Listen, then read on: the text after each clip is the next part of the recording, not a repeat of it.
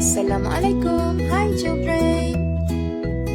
Today I'm gonna show you how to make star weaving craft.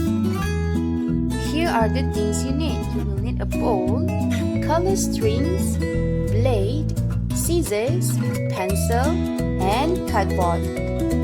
Use the bowl to trace a circle on the cardboard. Cut out the circle using the blade. Divide the circle into equal parts and mark on the cardboard.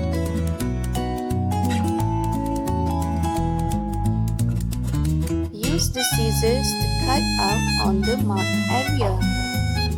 Before you start weaving, you need to tape the beginning of the yarn or the string.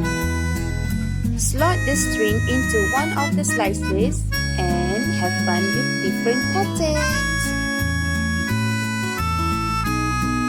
Tape the end of the string at the back of the cardboard.